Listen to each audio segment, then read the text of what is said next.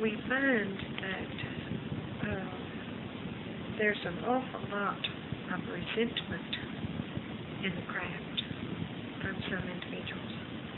In other words, it shows up when you start talking. Let's use Parkody and Norlody, for instance. People seem to have come on stronger with them than with some people who don't do very much in craft. Do you know what we're saying? In other words, it's like there's an undercurrent of resentment in the craft, and I think everybody should examine themselves very carefully. May I say something? She said, come on stronger with them, maybe more so than they do with some who don't do very much.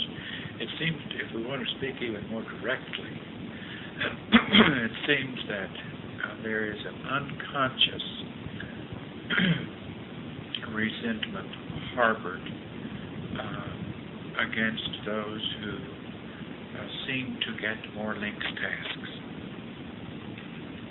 And I think people don't even know, they probably fight it off, and they don't even think they have it until someone is spotlighted with problems that they find unattractive problems. And if that individual happens to be one who has received what seems to be a lot of links tasks, or maybe appears to be someone who has been closer to links in certain tasks, then there individuals who, or some individuals, not all of them, some individuals who maybe feel that they haven't had as many tasks seem to pounce on them. And because also a couple of people can have the same kind of problems, just as severe, and they're much easier on them in the meeting than they are. Now, we're not asking you to analyze this and see if you agree with us. We have looked at it very carefully, and we know that it's so. It's so obvious. And it opened, or it made us aware of something that we were not aware could develop to this degree, or that would be vented in this way. But go ahead. But I wanted to explain a little bit. When we divided you all up into 3 satellites, we tried to, of course, with the next level's help, we tried to put you all according to what you all had to overcome. And so the ones that we had to pick somebody to do some of the tasks that links could give, or train you all to be able to do some things. I don't know if that makes sense. And let me give you an example. We had to start something, and the ones that were milder mannered are more eager to do things, more willing to take links whenever links came down very hard on them because they were following procedures. The ones that we had to walk on thin ice with, we separated. The ones that were sort of in between, we separated. In other words, we had to get to know every one of you before we could do it. And of course, with the help of the next level. So the ones that were picked to do the tasks that were named Satellite 3 were the ones who showed the most effort to want to do things to please links. They let their problems get in the way least. Right. Now, it doesn't mean they had any less problems. It did mean that their enthusiasm and their eagerness to do things and their willingness and their keeping their problems under control enough that we could use them for certain tasks Now, there were other tasks that we could not use certain individuals in Satellite 3 that we would use some in 2 or 1 for, because those particular tasks required less interference for them. But the Satellite 3 type tasks were given mainly to individuals who could do those type tasks with the least interference because of their problems. Now there were lots of things that Satellite 3 had to learn that some in other satellites have still haven't learned, such as talking between each other and sort of gossiping. In other words, if we tell a Satellite 3 person something, we feel confident. Now, whether they let us down, we don't know, because we don't look. We just automatically assume that they will do this. But when we tell a Satellite 3 person something, we know, or we believe that it will not go any further. In Doesn't mean we're telling them secrets. No, it means that, well, let's use an example tonight when Chakotay called. Chakotay answered the phone. Right. It never dawned on her to tell the others that Chakotay and Chakotay had called, and they would be at a certain time. Now, that's because she has trained her mind to not tell everything. Of course, sometimes we would like to know. It happened to be something she should have told the other person. That doesn't mean you were right, but this is what we have worked so hard for. We want to be able to say to each one of you something and know that it will not go any further. No confidence in the craft. Now, we didn't, this isn't what we're trying to say, to point out you're down, what you're weak in and what you're not. What we're trying to have you to understand is what we had to do. Now, we know that everybody in Satellite 3 is not free things they have to overcome. We also know that they are not further along in the class than the rest of you. It just means that the characteristics that they had, we could apply to the task that was needed at the time that it came up, if you all can understand it. Now, all of you should develop those characteristics. Now, you can say, well, if we'd known about it, maybe we could have. Well, we told you all about it. And we look for people to add to more tasks. And sometimes they perform very well, and sometimes they let us down. But it just happens that way. Now, for any of you to feel resentment toward a Satellite 3 person is a test for you. And the reason for that is you should be thankful that we have somebody that can handle some of the tasks that Satellite 3 does.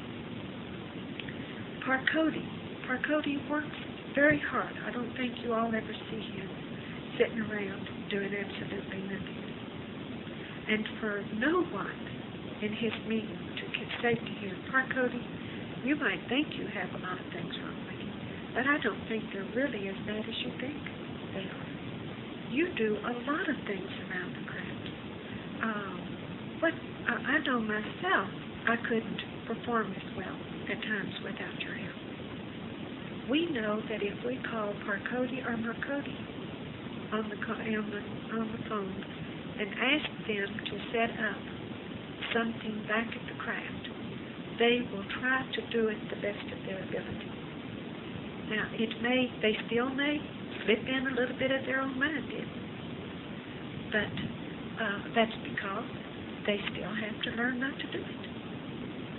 You see what we're saying? But they are dependable, and you want to be dependable. It doesn't mean Chakotay and Chakotay the only ones. I'm using them as an example because I know, like tonight, we're working on something to rearrange the craft back, the main craft.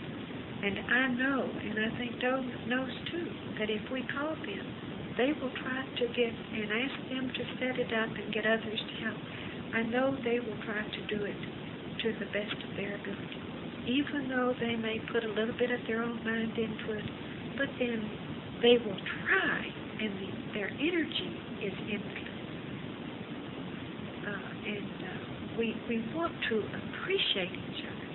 The ones who work in the lab. I'm not talking about just Satellite 3, but the astrologics was, this too. I think some of the people who were in astrologics, the resentment was shown to them, like some of it rubbed off on Sunodi, who wasn't a Satellite 3 person, but was an astrologics person. And there has to have been some hidden jealousy or envy or resentment toward some individuals who seem to get tasks that they wish they had. Now, thoughts like that, you've got to get to the point where thoughts like that are not felt.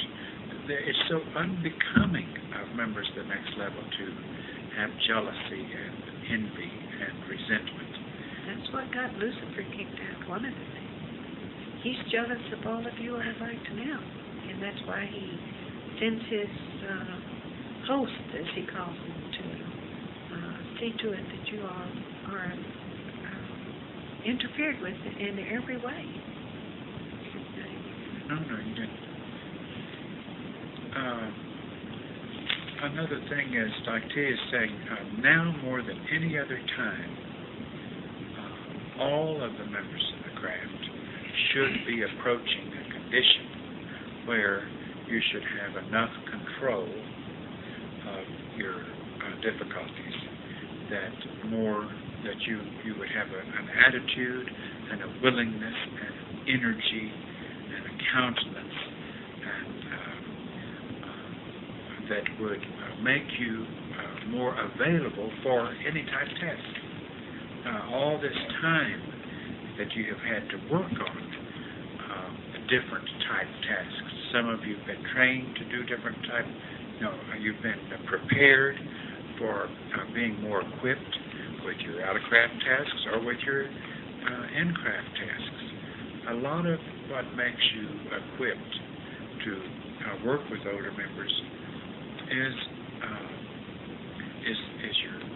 your general attitude, your countenance, your effort, your desire, your not taking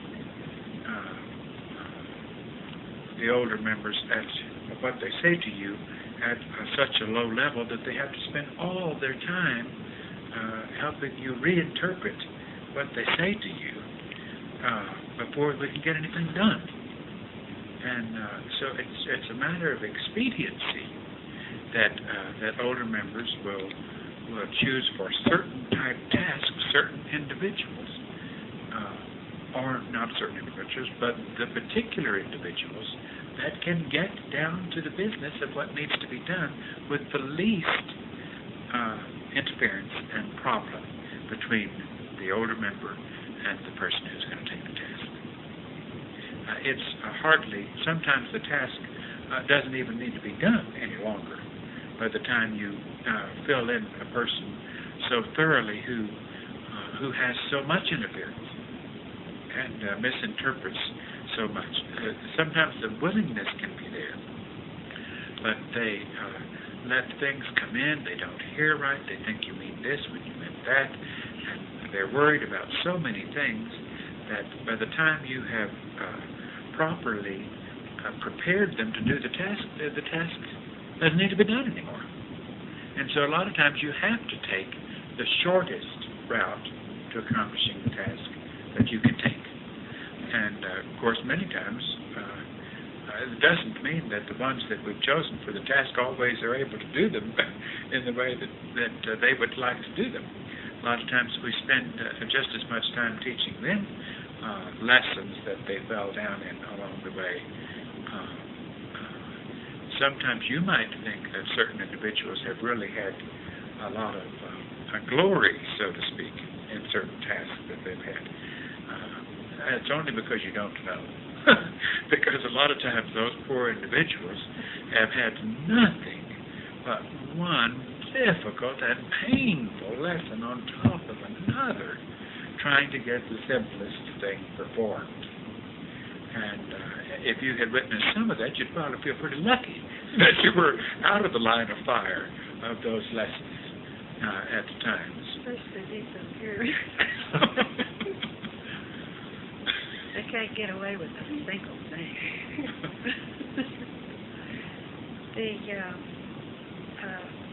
The most important thing is to examine yourself and see if you are harboring any unconscious feeling toward them. In other words, change your attitude towards them. I'm talking about to the satellite 3 people. Or astrologics. Or astrologics or something, because you really ought to appreciate them and not resent the fact that they're in satellite 3 or say, well, they're a satellite free person, you know.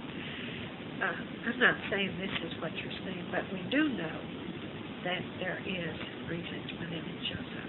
And there was a great deal of jealousy harbored with some who had to admit it in their slippage for the ones who came up here to work at the retreat. Some felt a lot of jealousy toward those ones that were picked to come to the retreat. And I'm sorry I even used the word picked, because you can take that wrong. Well, actually, like we told them, they were really the 4 worst ones. And we took them out of the cracks so that they wouldn't cause you all any trouble. Actually, you ought to be able to figure out the expediency. We need a tall, gray-headed male to do certain things. Now, I'm almost telling you the way it is. Maybe it doesn't need to be tall, but actually you can see that there are a lot of things that Lagodi can more naturally fit into when you're making arrangements to do things, that because of experience that he has had, even in the world, and certain things that Kadodi was more equipped to do, and Libodi and Chakodi and things they were good. Chakodi and the responsibility that she's taken in Satellite 3, and Libodi and Yeastland responsibilities, and things that we wanted to experiment with here at the retreat. It's just a matter of function. It's just a matter of expediency. It's not a matter of favorites. You know, that just makes us vomit when we think that you all think or still feel things in terms of course, Danzoni's still on probation. We haven't figured out where you get in. We're only joking. I mean, we need this. Another thing. And I want to say one more quick thing. We're not saying that everybody has felt jealousy and resentment. There have been quite a few who have not had to deal with it. There have been some who, if they have had to deal with it, they have kept it where they should have kept it, under check in the right way. But the purpose of the meeting was to expose the fact that we have seen unconscious resentment, jealousy, envy take its course almost as daggers pointed at certain individuals when they had their meeting. And we knew this was not intentional. None of you, in a premeditated way, would ever do such a thing. And you're probably even flabbergasted now to think, goodness, could I have contributed to that kind of thing in certain individuals' meetings? And we say, yes, you could have contributed. So just examine yourselves and realize that this element has been present, and it's one of the things that we want to work on. Dee has some ideas she wants to share with you on how you can approach a problem better with people in a meeting, how you can be more constructive help to them. We've gone over this before, but most of the responses I would say, are pretty good, but there are still some baddies that slip in quite often with some individuals. we want you to show in your meetings, when you give answers, we want you to say things that you have been taught, ideas that you have been taught. In other words,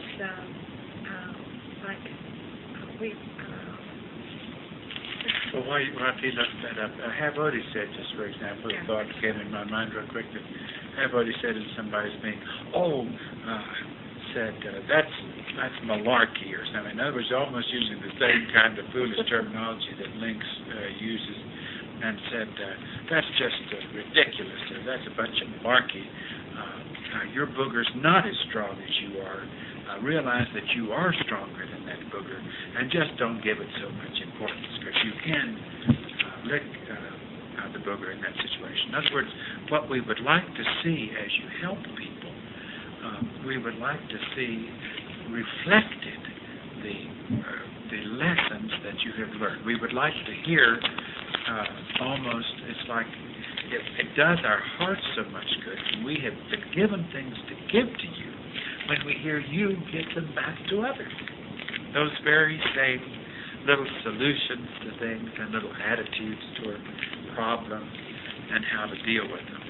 Because we know they work, for they wouldn't have been given to us to give to you. And when you draw on those to use in helping each other, that's when meetings really feel soup.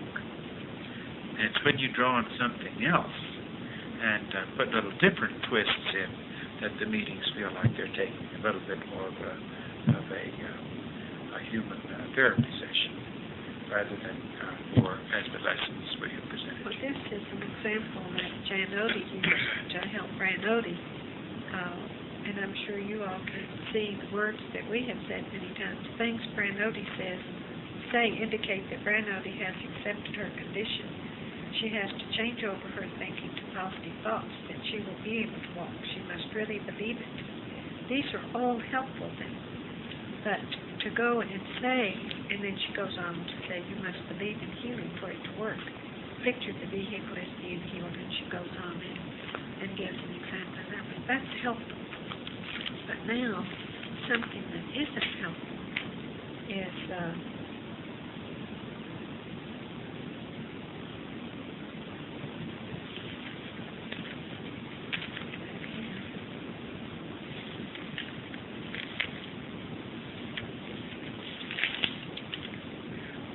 while you look for it, one individual said, I understood at one point that your problem was both physical and mental, and then I had to learn to look at it in such and such a different perspective, and that was very insensitive comments.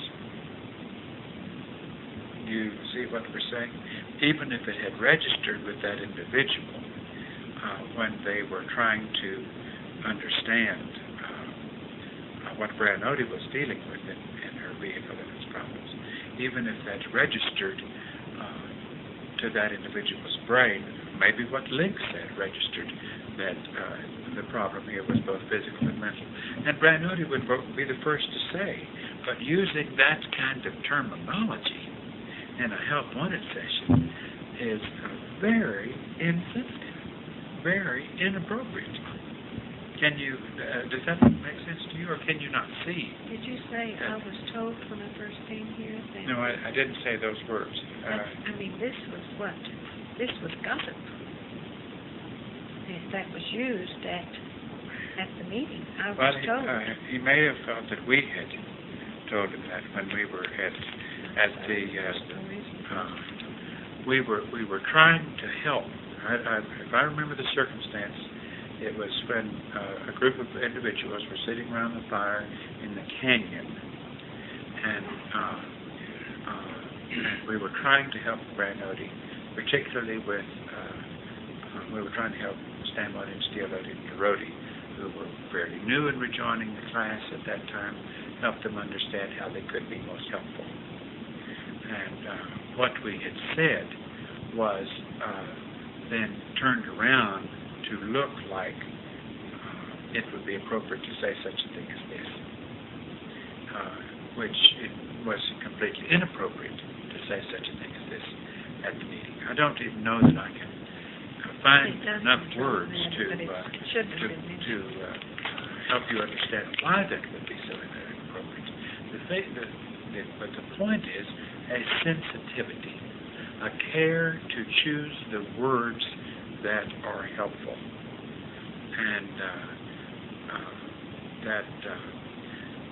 and like we said, there's nothing better than repeating or mirroring or parroting the application of lessons that the next level has given you to help all of the individuals in the class as you have had to learn things.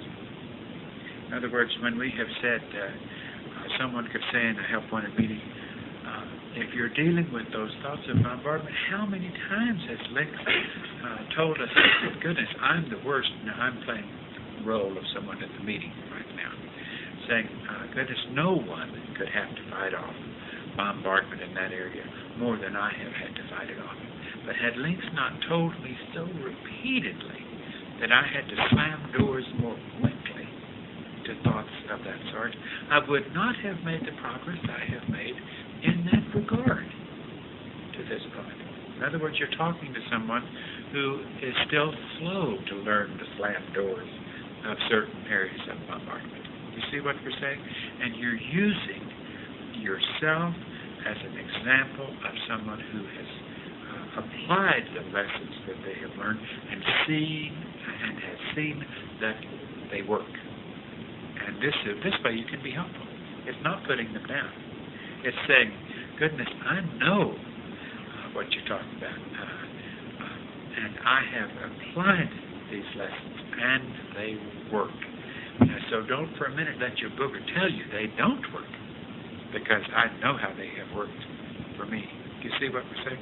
Now, a lot of these, it is just, it thrills us to hear them, because they aren't even saying it consciously, members of the meeting. What just comes out of their mouth is the repetition of the lessons they have learned almost verbatim. And that's as it should be. That's as it should be. Because it's not putting anybody down. It's not rubbing their nose in their problems. It's just merely helping them with drawing upon their own minds, reminding you that the mind is made up of what they've been taught. And it's drawing upon that storehouse so that it comes out just as clear as a bell what was actually given to them in those particular areas of difficulty. Example of that is, what I'd like to do is read this and see if you all can come up with a better way of saying it the way a member of the next level would say it. Is that okay? Sure. This is with Neurodes. An incident in astrologics. I came to type, made mistakes, felt scared to approach Neurodes, but found to my booger's surprise, I guess that's surprise, it says surprise, surprised that Neurodes responded very gently and showed interest in helping me. I feel that Neurodes booger would have put up a front to keep others scared. Now, how could that have been said? Mentioned better.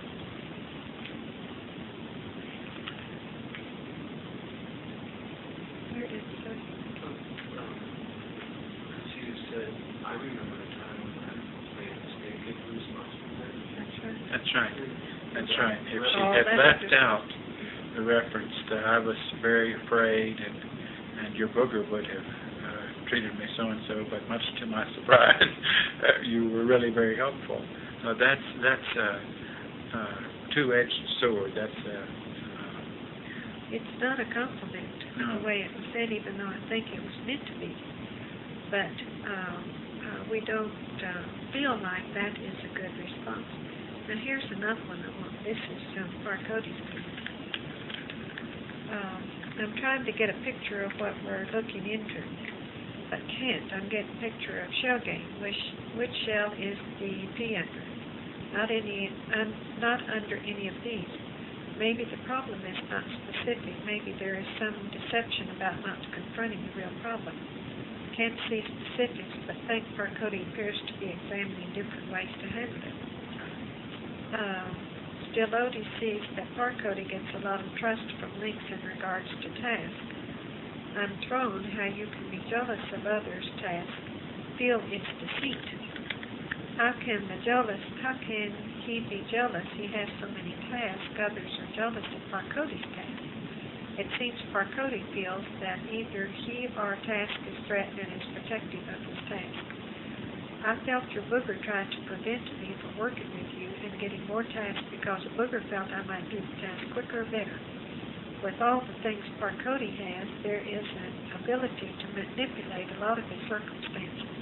Since you are a channel for so much communication with links, maybe the booger passes on the details of details that make you look good and others not look so good. Jealousy could breed a desire to make self look good. Use the quality you have of objectivity to put all pieces together. I have seen this. Now, what do y'all think about that? How could that have been said? Well, first of all, that wasn't taken from the storehouse of mind that is made up of lessons from your teachers. And this isn't just that one individual. I mean, we have read these many times. But then not all meetings are bad. But how could that have been said? Evidently, Parkody, let's see what he wrote in here. In other words, it must have been one of his split things that he felt weakened. In a sense, that was rubbing his nose in it. Because... And it was getting something off of that individual's chest of how he felt that Parkody had presented himself in one way to links to kind of prevent someone else from getting more tasks and been deceitful in that way. And it wasn't helpful, let's face it. It wasn't even geared at help. If anybody, we feel like we know each one of you very, very well. And we don't understand why you all don't know each other very well. And I don't believe half of what's written on these notes. Because, and then it may seem like, the problems that individuals have, I think they're extremely exaggerated when they're put down on paper. And a tiny little incident could be magnified in your mind so much that it sounds like I'm the most deceitful person in the world. Jim Rohde's note, pages of it. He's not as bad as he thinks he is.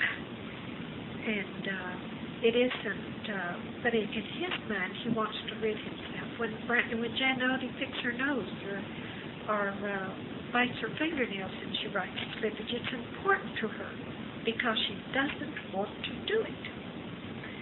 So therefore, when somebody writes a slippage note, you ought not to treat it as though it is a mountain. Now, when Parkody feels jealous of any task, it means that he wants to do everything.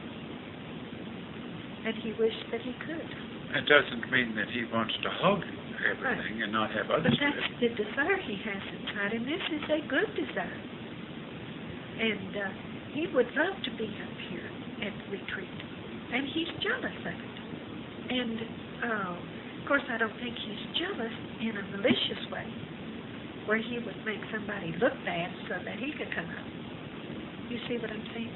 And this is how you all want to treat all of these slippages or these notes. Subtract about 50% from them, and then handle them in the way a member of the next level will do it. Because I do not believe there's a single person in our craft that is as bad as these notes sound like they are. If they were, all this time has been wasted on trying to get you into the next level. Stanmode, Stilodi, and DeRodi have a special problem in that they haven't had just the plain old number of months and years with these individuals that the other members of the class have. And there's still a tendency, I'm sure, to not know them as well as you would like to know them. So that means that you would have to move more cautiously, because the fact is you don't know them as well. You still see more of the surface because you haven't been around them to see beneath the surface carefully enough. So, and there's also this tendency that not only these three who haven't spent that much time with them, but even others still have a tendency in that same way to, at times, remember how individuals used to be, as if to not give them credit for having improved or changed. And we still have to deal with that, because if you still hear certain tones of voice, or you still see certain expressions on the face, your vehicle or your booger can make a blanket generalization of still seeing that individual as you thought they were some time ago, before a lot of lessons of improvement had caused them to change. So we all have to work on that consciously, continually, so as to not to take people at face value, even though they are trying to change also the face value. They're trying to change that too, and it's no excuse.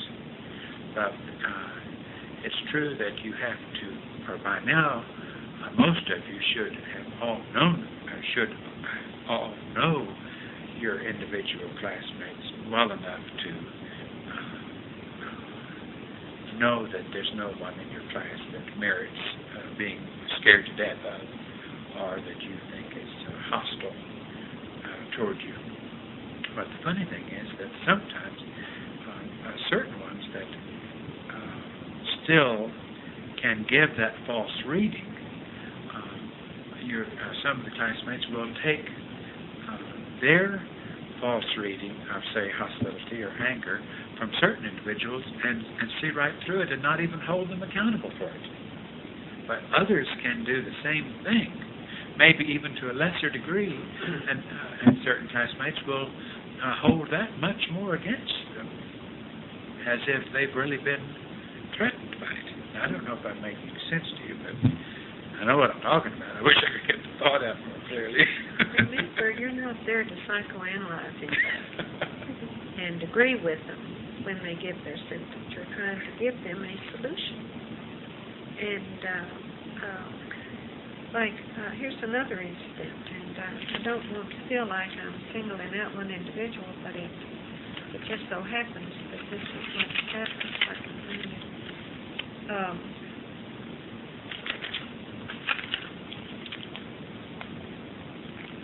The best defense is a good offense. Your booger is fantastic, like titanium. It is so harsh and sharp. You're like a very efficient secretary that has so much respect for the boss, and out of respect for the boss, the booger comes in and makes you feel like you are the boss and you're going to clean this place up. They're talking about Maroda. She has a strong desire to help in working with someone, but often says, that's not the point. Booger wants you to limit the conversation to one channel. Anything else is not important. Also tends to say, that's a put down. The booger might have had you feel put down. The booger's intensity causes you to want to get personally involved. That's nothing but psychoanalyzing somebody. Yeah, it certainly is. And it isn't helpful. Can you all see that? We want you to see it, because once of you going back, we want you to try and to direct the meetings to a higher level. That isn't next level talking. That isn't, you've never heard Didn't come from what we've talked any thoughts from us come from like that. And we, at least, we may talk to somebody in private about their booger coming in like that, but it isn't something that should be used to help somebody in a group session, so to speak. Even if we were talking to somebody in private about their booger, as teacher to student, which you all can't fall into, we would not have used that kind of talk, because it's not common to our thoughts. So this is the point. Let your help be restricted to what you have been taught. Now, could you all come up with the next level way of saying what this individual said? Where I was it trying- sounds like a member of the next level? Sorry? Can you speak to that? What's your sense of responsibility? Come in and feel that you're overzealous enough in your desire to get that to be responsible. B, can seem to others maybe like you're just voice. That's like assuming no responsibility. Okay, but even still, you're putting her down. In other words, you should say, sometimes when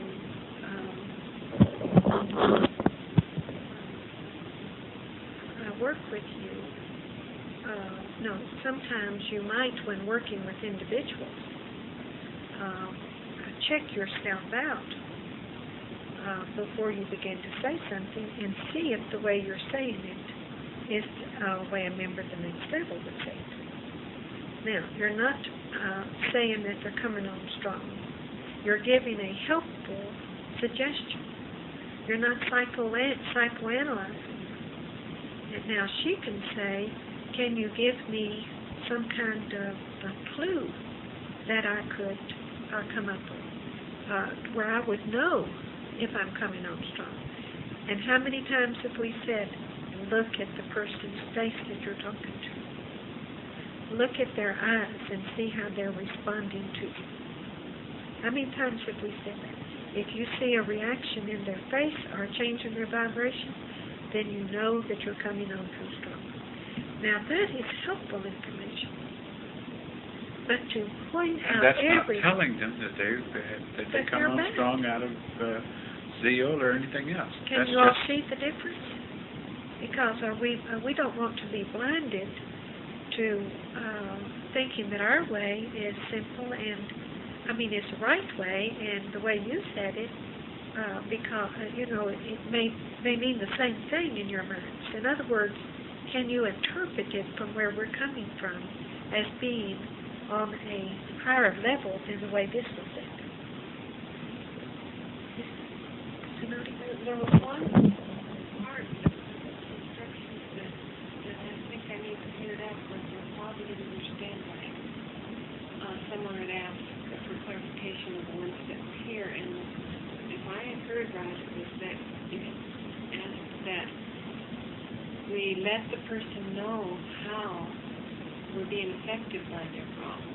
well, we changed that. We changed that. Okay. Yes, that's true. We did. We didn't know that this is what they gave you instructions.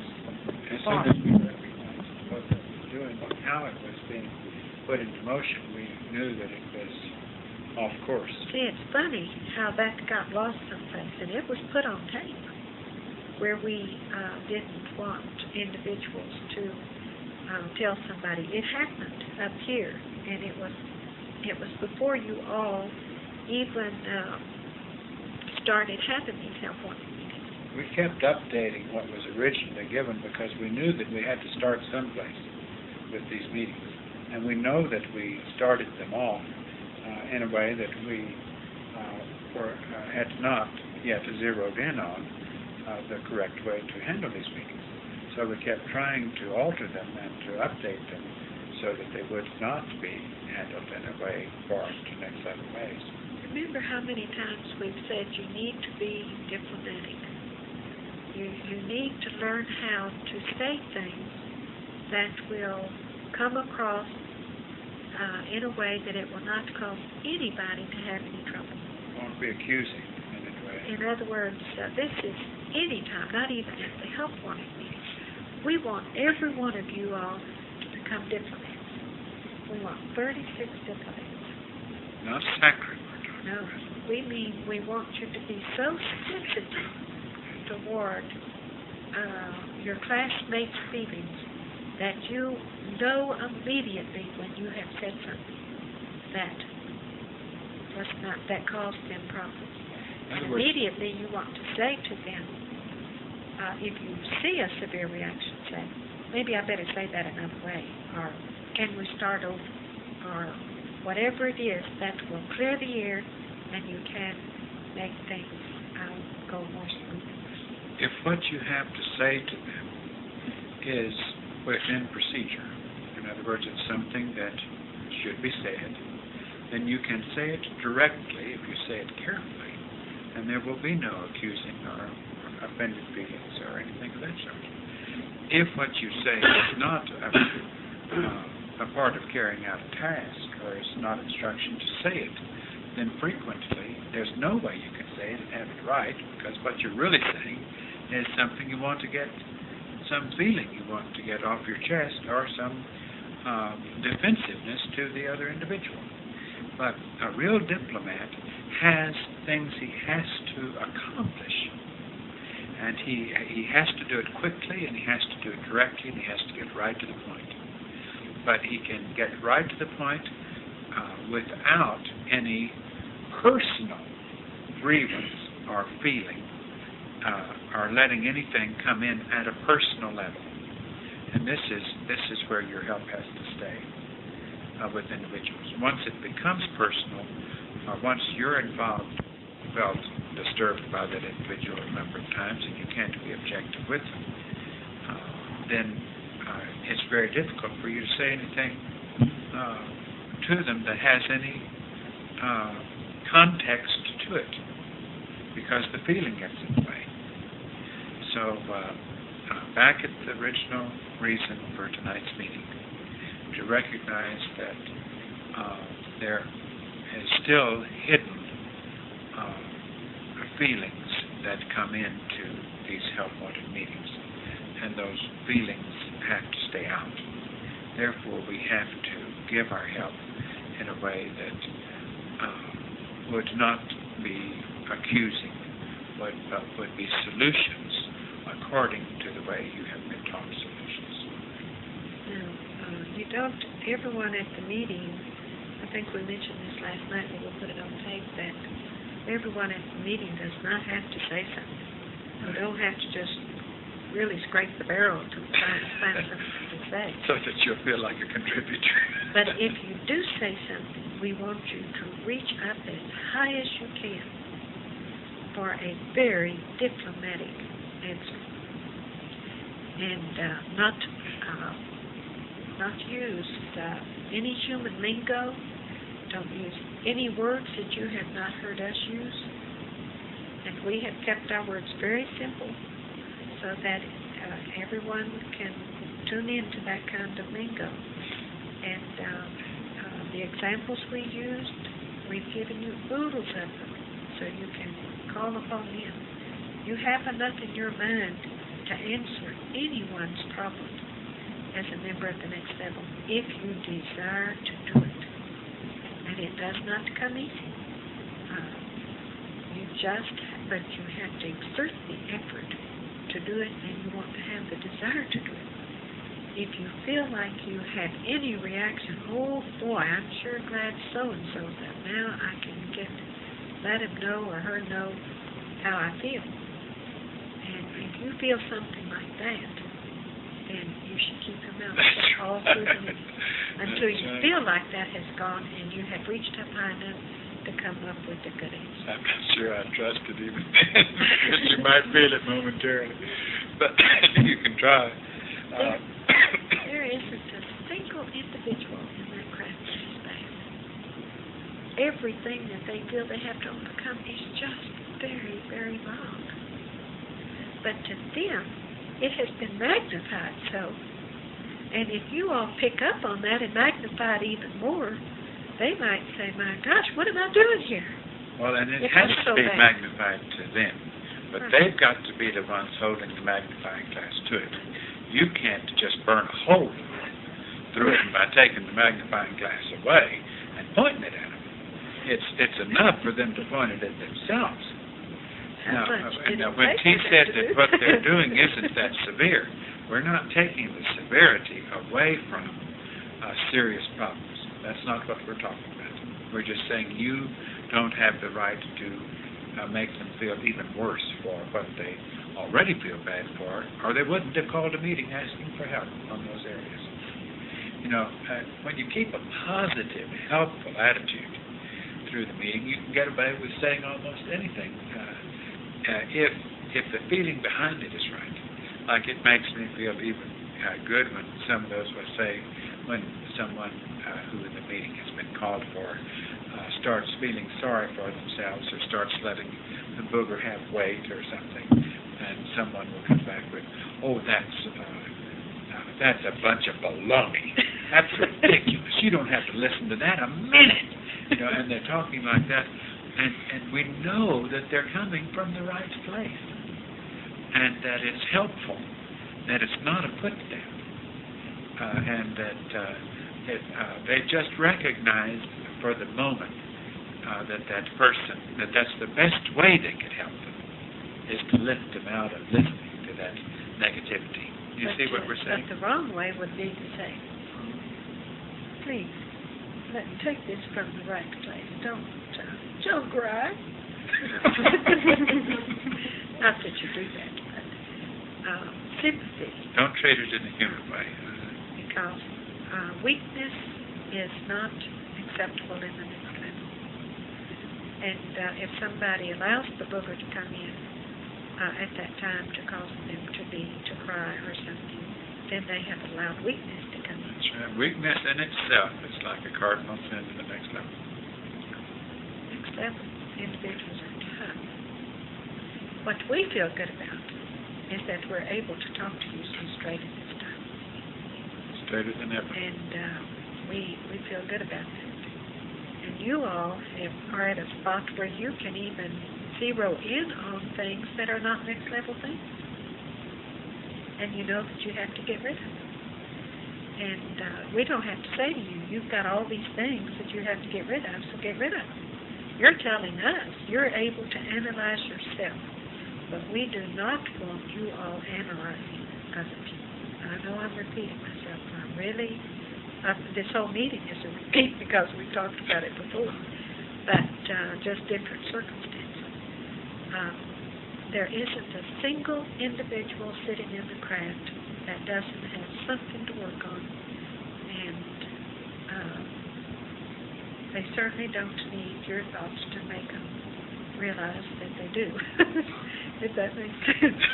In other words, you all stick to your own little bag of things and get rid of them, and if somebody asks for help, then give them help, but don't magnify their little problems that they have by saying, yes, you do have mud all over your face, or push their head down into the mud. You know what I'm saying? Did you all come up with any questions? Did you bring questions? No questions. Can't We figured out a way to get rid of questions, didn't we? Go ahead. I have a question right now that I've been thinking about it for a couple of days. My understanding is that it's not appropriate for us to deal with social questions. In other words, we're trying to help individuals to improve their actions toward other individuals. We're not trying to suggest any sort of, like you said about the prison system, we don't want to suggest any social, In your book? or economic solution. That's true. Or choose one system over another. That's true. But in like an individual's life, I was wondering if there's any way that we can help them to like choose a higher. They're going to be here, like they're not leaving, so they're going to be participating in normal activities to some degree. Is there some way that we can help them to choose better amusements or recreations, or a better level of music rather than a lower level of music? You know, in other words, we're not going to say to them, leave everything right now, don't ever listen to music, or don't ever do anything. You know, so how can we give them an intermediate step? I don't think you need to. When you give them the example of what your endeavor has required of you, and what you how you can see where you came from as being so beneath where you are and so inappropriate, wonder how you could have ever been at that vibration. That in itself will help them see that if they took the same direction of self-improvement and wanting to correct their own habits and their own addictions, things of that nature, those vibrations will take care of themselves. For example, you would never have to mention music as someone who was into music that had a very, very bad vibration.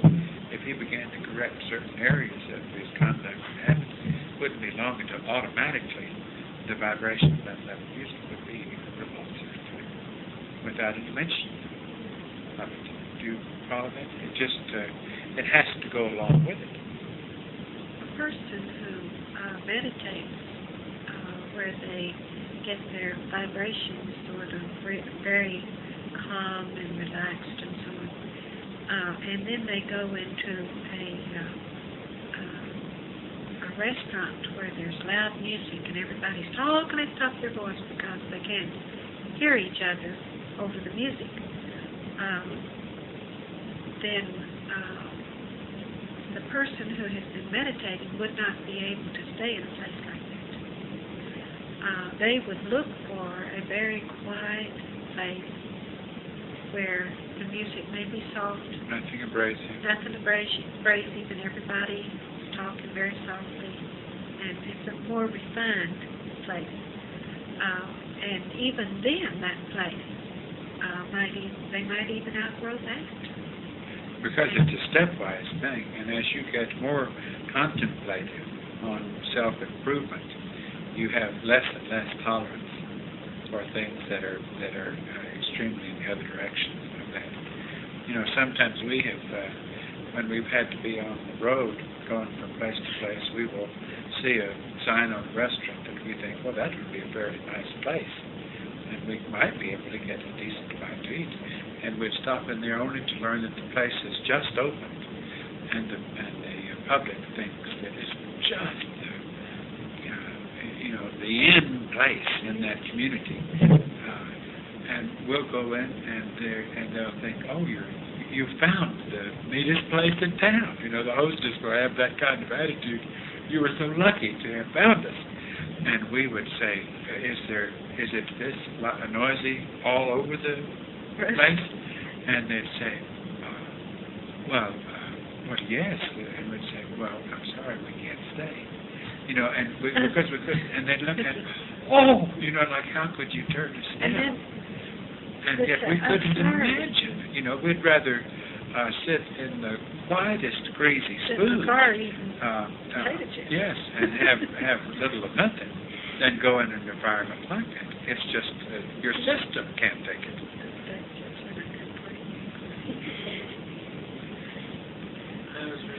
If it had good food, you couldn't digest it.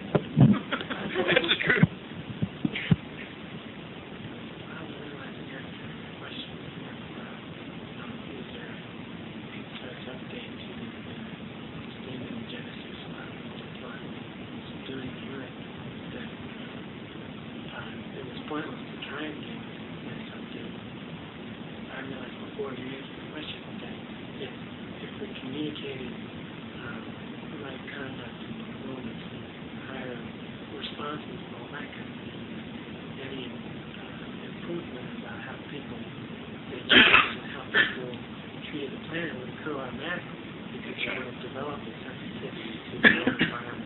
That's right. Well, the first serious update that was given to Genesis, the Old Testament, was Jesus' teachings.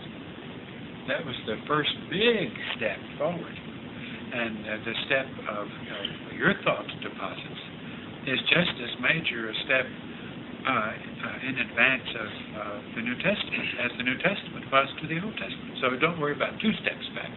You're trying to see how you can get, even though we must admit people still act like, or great segments of people still act like they maybe even need the Old Testament. But you're trying to appeal to the ones who maybe find that they are acting in that way just out of desperation. In other words, they don't even know, because lot of people don't even know why they're just going so crazy with their lives. And it's really because deep down they know that the only life they can find is totally inappropriate for them. In other words, they know there is no appropriate life for them. And what they're really hunting for is what you're depositing. Can you see that? And so in their desperation, they just bounce from this to that and don't know what in the world they're looking for. But it isn't appropriate to tell them they've got to go back and act like a slightly more civilized animal place, because they've been through all those things, even though now they're still acting like animal out of desperation in some respects, but they could drop those as fast as they could drop anything if they were really looking for something and it was deposited right in front of them.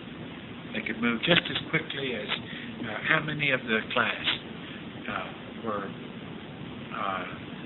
into things very, very heavily. Most of the class was into things of this world very, very heavily, but not to any significant degree. I mean, there may have been a lot of things, and you may have participated in them a lot, but you could drop them just like that. Because really the only reason you were participating in all those because you had nothing else. And something had to pass the time. And you were hunting desperately for whatever would pass it as fast as it could pass it. You see what we're saying? I had trouble dropping hot dogs. Baloney was my problem. That's baloney. Well, I hope this has helped you all some in how to handle the meetings and anything that needs to be clarified. Well, you'll try to clarify it, okay? We don't think anyone's done anything wrong. It's just that you haven't done it totally right. Right. We just got to get back. We got to get on track better. It's just got off the track, and even still, some of the meetings have been right. Oh, some of these last reports, some of the meetings are still very, very constructive. And all we want you to do is to do it 100% of the time, so that you can strive for perfection. That's what we want you all to do. Okay. Well, I have a question about something. You said this.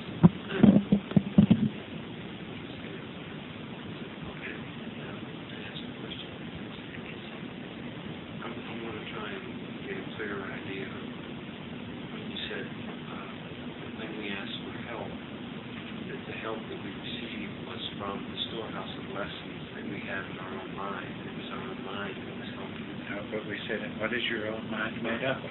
Right? Okay. Well, I guess in my computer somewhere I still have an idea, and I guess a mistaken idea, that sometimes our monitor or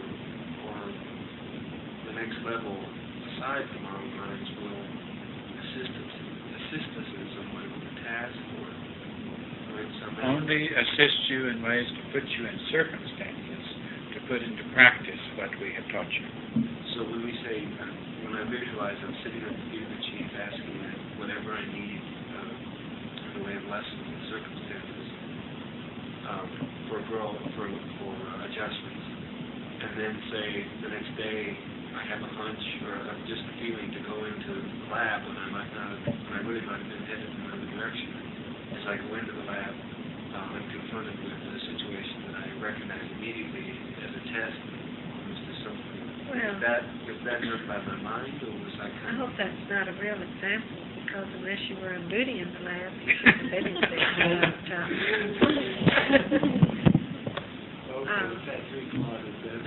Well, I don't think you will ever have much conscious awareness of how this works, and you're not even supposed to try to figure it out.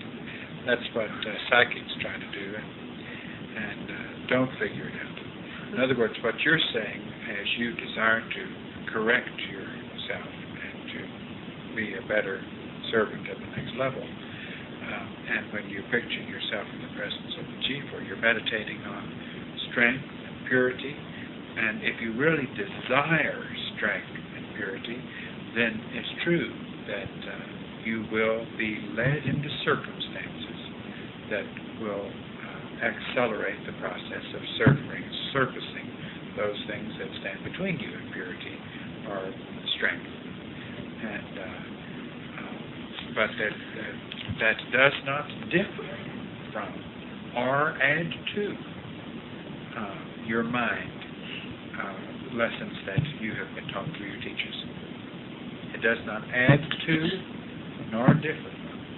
It merely presents you with repeated circumstances to apply the lessons we have taught you. See, I might... Because you didn't apply them with enough effort earlier, or you would have corrected those areas. And since those areas are still weak, then you'll be put in circumstances that will permit you to apply stronger effort. And I should be worried about losing my mind. No, why should you care? Why should you care? I might be talking too much, but anybody can stop me, okay? No. When we ask you to visualize being at the feet of the chief, you don't really go there. In other words, you're not really going to the chief and asking, because he does not bypass us. If he did, then we would have no reason to be here, if it was possible to do it. Now, your mind will put you into circumstances. As you all meditate on purity, As you desire to improve, as you desire to improve, your mind will see to it that whatever you need to have happen to you will happen to you, in order, if your desire is sincere. let me throw in too, don't forget you're not sitting in the presence of the chief in your meditation to ask questions. And get that real straight, because then you would be asking for a bypass. And there's one crew that are excellent bypassers, and that's Lucifer and his helpers. His host. And they will come to you as if they are the chief's messengers, and give you just answers that sound so fantastic. And they will lead you right out the door. That's right. They will lead you right out the door, and that would make them happy. This is why you are protected by the next level, as long as you will look to your teachers. Now, we don't want you all dependent upon your teachers. All we want you to do is to accept us as your teachers, and to believe what we say is right, and that our interpretation is as close to the truth as anybody can get from the next level. We know it is not 100%, but it's close enough that it will get to you exactly where you want to go. We do want you to be dependent upon what we have taught you.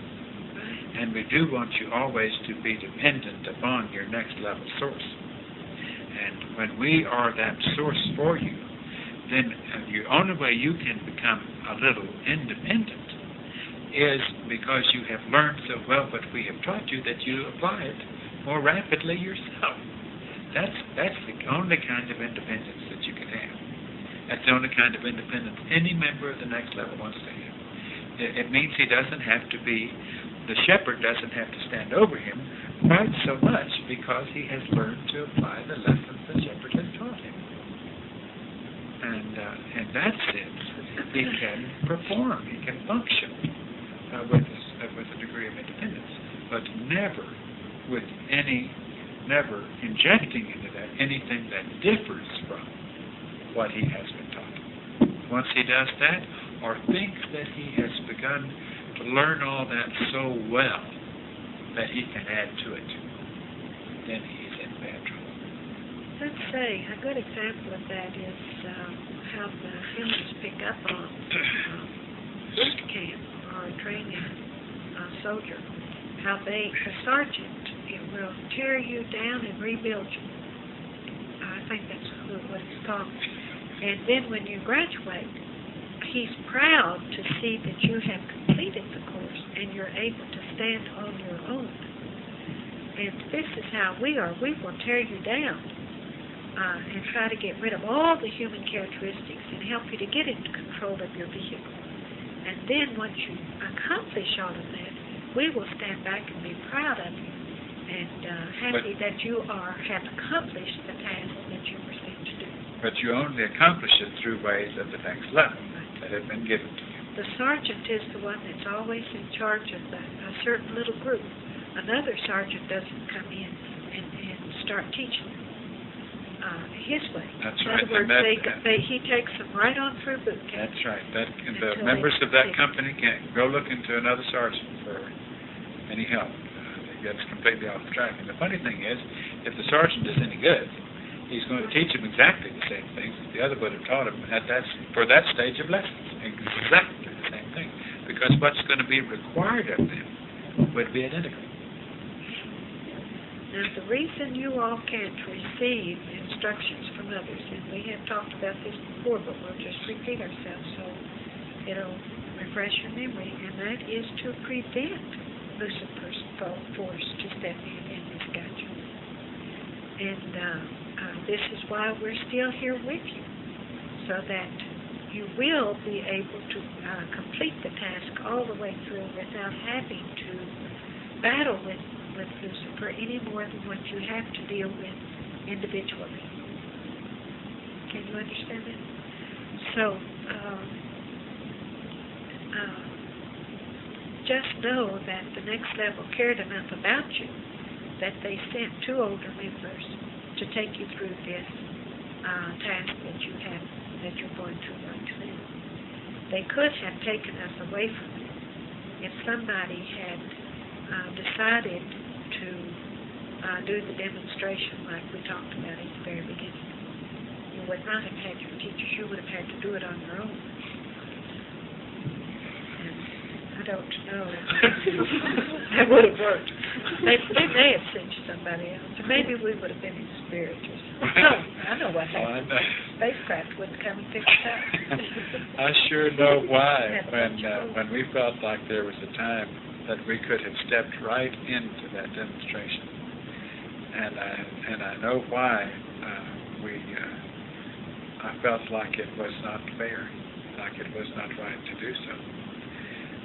That it would have been opting for a drama instead of opting for completing a task. And the drama, psychologically, we were thoroughly prepared for.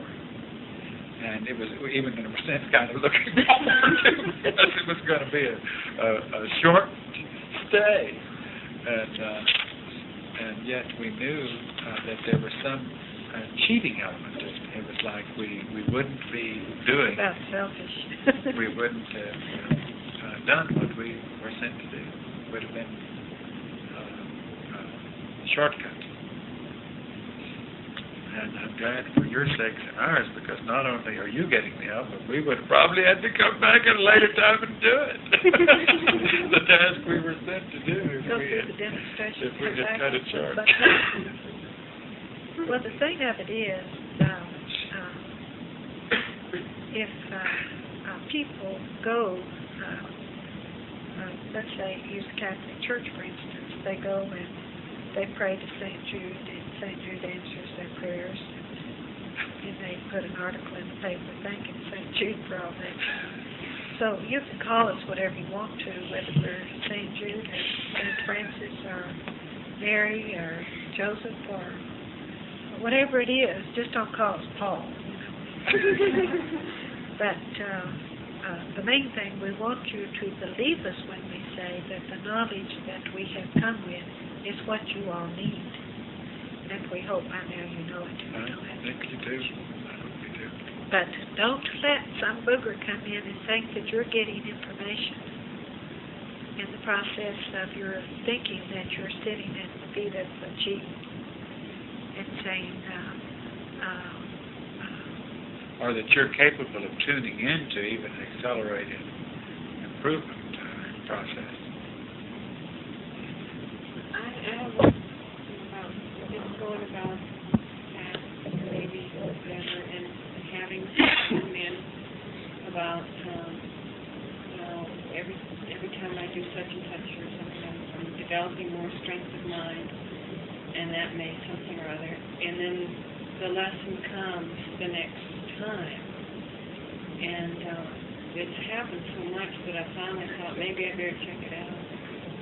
If you all are picking up on lessons that come in, but for you to write to links and tell us about those lessons before they come would not be right.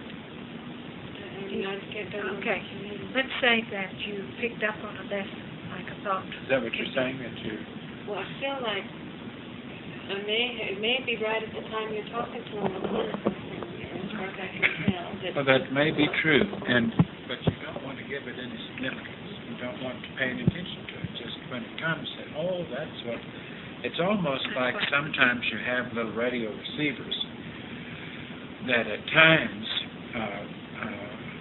just because of your desire to try to do what's right, you might, as answers are being sent to us, it's like you get a little echo of it. But don't trust that your echo is worth it. Don't even give it the least bit of importance. Only after you hear the lesson and it is given to you, then you can kind of smile to yourself, remembering that you kind of picked up on that lesson as it was coming in. We used to get notes from Flexodi saying, we're going to leave. I picked up on we're going to leave on such and such a day, or I picked up on a lesson that we're going to have, or something like that. We don't even want you to tune in to things like that. Well, if a thought comes into your mind, and then something happens, then you can say, oh, that's what that was all about. But don't look for it. But don't look for it. Don't send your feeler out trying to feel what's coming. It's not that you're doing what's right. Now, let's use an example with Miss Odie, if she doesn't mind. She dreamed of Riccoti 2 nights. I think it was 2 nights. Last night I dreamed of Riccoti. And he was standing, you all were all standing around, and he stepped out where I could see him, and I said, well, Riccoti, you're back in the class. And he said, yes, and he seemed so happy, And then, of course, we got that letter from him yesterday saying that he... which we didn't know about until today. We didn't know about the content. We didn't read the letter. I mean, we had to read the letter to us today, but he wished that he was back in the class, but wasn't quite sure he could take care of the distance.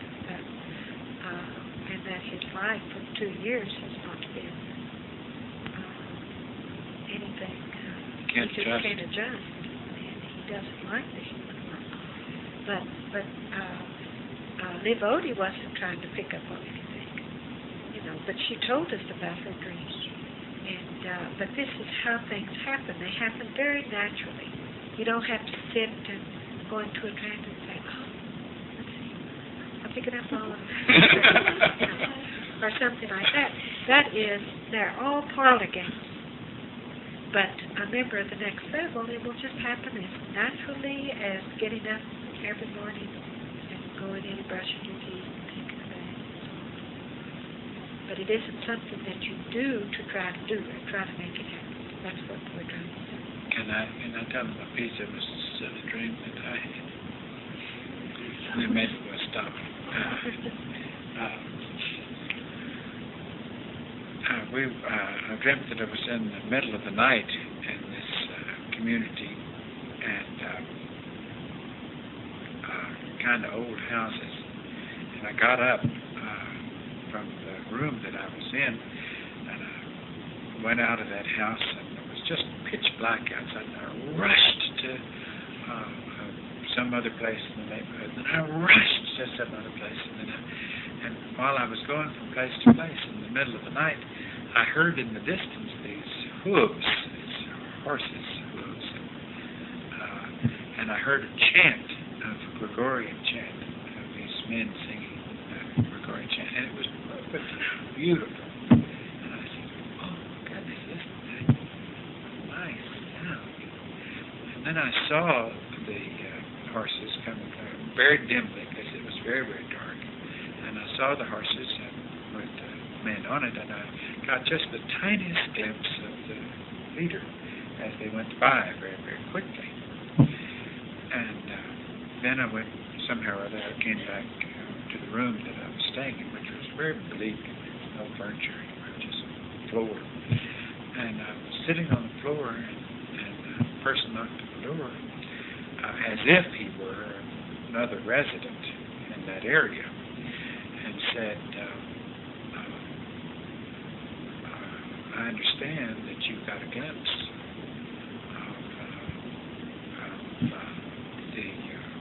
of those who passed in the night, and you mustn't do that again.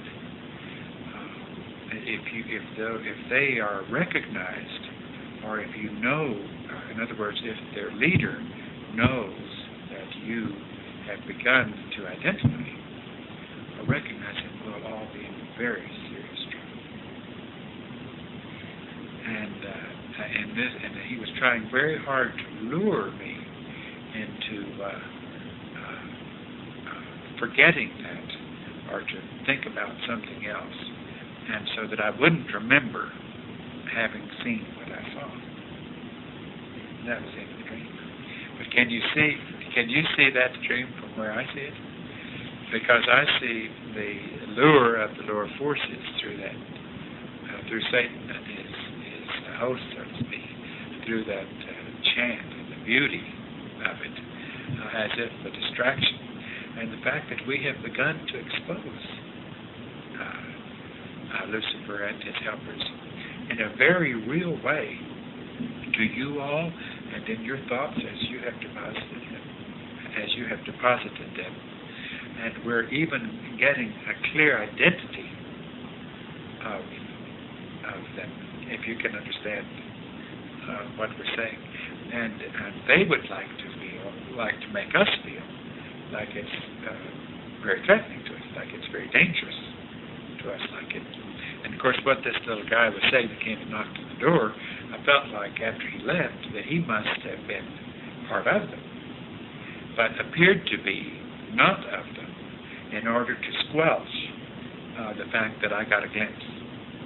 Can you see how that works? So, to me, when I awakened from the dream, I felt it was very, very significant, because we have in a real sense begun to get a glimpse of those forces, and they feel like no one has ever seen them, and they can travel in the night and stay perfectly unidentified. When we say see them, we mean recognize their ways and how they work. And it's true that no one on this earth knows them and can identify them as clearly as we can identify them, and as you are now recognizing them. And for them, it is very dangerous. And they would like to have you think, for you, it is very dangerous.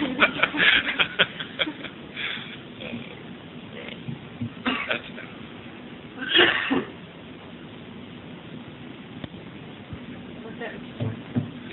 Okay, this is just to clarify. Trampoline was brought into the craft primarily to give circulation and exercise to those who don't get it. Like people who work at RETS, for example, it would be ridiculous for them to walk themselves to death all day long and come home and use a trampoline. And going up and down. Yeah, and it just doesn't make any sense. So the trampoline is like for people who don't get much exercise and who don't have much physical circulation. And breathing exercises were for those who use the trampoline to be done in conjunction with each other. Those who do not use the trampoline because they get enough physical exercise and circulation can do breathing exercises without using the trampoline, just like they were doing them before. Okay? But you're saying if you use the trampoline, if you're one of those that use the trampoline, you would only do your breathing exercises when you That's correct. Okay, that's correct. But if you want to do breathing exercises at different times, it doesn't mean you have to go get on the trampoline. Well, that's what I told them. Well, I've given them the instruction that they do the breathing exercises in conjunction with the trampoline, but we could say that they can do additional breathing exercises if you want to. If they feel drowsy or something, breathing exercises really get that up. Wants to help them. Okay. We don't have to change it. It doesn't matter to me. I just, I didn't want all the time taken up with trampoline, breathing exercises, when I know they can be done in conjunction. But that doesn't mean that if you want to do a breathing exercise aside from that and have the time, that you can't do it. But they didn't. For a while, they felt like they had to be done separately. Some did. Felt like they were to be done separately. You originally said that the breathing exercise before you went down would help you rest. Let me interrupt you. I may be wrong, but I think you said. Yeah, you said that. You originally said. Don't tell an older member what they said. Let's start over. My understanding. No, maybe. How did he say would be the I best? may be wrong, but I think you said. See, my understanding still trusts that you heard it right, though you might have understood it wrong. And don't even trust that you heard it right. Because this is what we're trying to teach everybody to approach anything they will say without getting into trusting themselves as if they know what it was. So you can say, I may be wrong, but I thought that instruction was given, or so-and-so. okay, go ahead. I may be wrong. Okay. But I thought what you said was that that the breathing exercises would help you, like before you went down.